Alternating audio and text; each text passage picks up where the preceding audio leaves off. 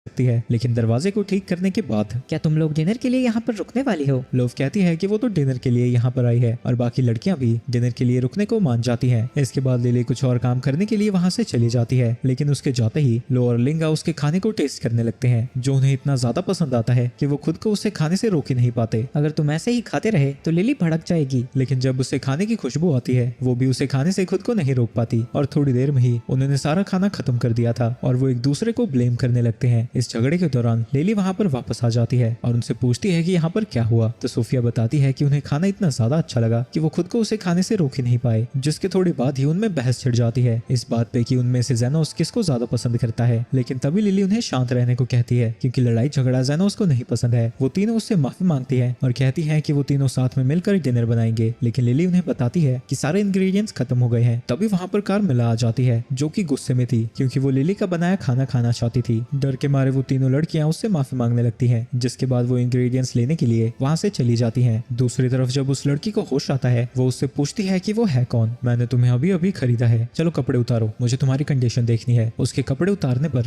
जेनोस देखता है कि उसे किस वजह से दर्द हो रहा था और वो तुरंत ही उसे हील कर देता है और वो उसकी हीलिंग पावर्स को देखकर हैरान थी। वो उसका शुक्रिया अदा करती है और अपना नाम टेल बताती है। ये सब फ्री नहीं था, तुम्हें इस हीलिंग के लिए मेरे लिए काम करना होगा और वो उसे अपने लिए हर्ब्स ढूंढने के काम पर लगा देता है। चलो तुमने अपना काम कर दिया, अब मेरा तुम्हारे पर कोई आसान नहीं है। ये सुन के तिल हैरान हो जाती है क्योंकि उसने तो कुछ पत्ते ही ढूंढे थे, इन पत्तों की कीमत उतनी ही है जितनी कीमत जो मैंने तुम्हारे लिए किया उसकी है। जिसके बाद वो कॉन्ट्रैक्ट को फाड़ देता है, लेकिन उसे कुछ नहीं पता था कि वो अपनी जिंदगी के साथ क्या करेगी और वो उससे प्रॉमिस करती है कि एक बार उसे अपना पर्पस मिल गया तो वो उसे जरूर बताएगी। अगर तुम्हें कभी भी चोट लगती है तो मेरे पास आ सकती हो, पर याद रखना मेरी हीलिंग फ्री नहीं है। इसके बाद जेनोस घर पहुंचता है और लिली उसे बताती है कि डिनर अभी रेडी नहीं है और उसके तुरंत बाद ही वो तीनों लड़कियां इंग्रेडिएंट्स लेकर पहुंच जाती हैं। वहीं कार्मेला को पता लग जाता है कि वो एक और लड़की से मिला था, तो मुझे परेशान करना बंद करोगी। वहीं लिली को सारे इंग्रेडिएंट्स पसंद आते हैं, पर उससे पहले वो सबके लिए चाय बनाने जाती है। आगे हमें पता चलता है कि जेनोस एक एडवेंचरिंग पार्टी का हिस्सा था और उनका लीडर उसे एक गोल्ड कॉइन देता है। तुमने जिंदगी में इतने पैसे कभी नहीं देखे होंगे, तो इसे मेरी दरिया दिली समझो, क्योंकि तुम पार्टी में कुछ तो करते नहीं हो, तो आज से मैं तुम्हें निकाल रहा हूँ। जिसके बाद वो सभी लोग उसके ऊपर हंसने लगते हैं, पर जेनोस उसे याद दिलाता है कि उसी ने उसे पार्टी में ज्वाइन करने के लिए इनवाइट किया था। जो चीज यूजफुल नहीं बचती उसे फेंकने से क्या डरना, अगर तुम मर भी जाते हो तो मुझे उससे कोई फर्क नहीं पड़ता।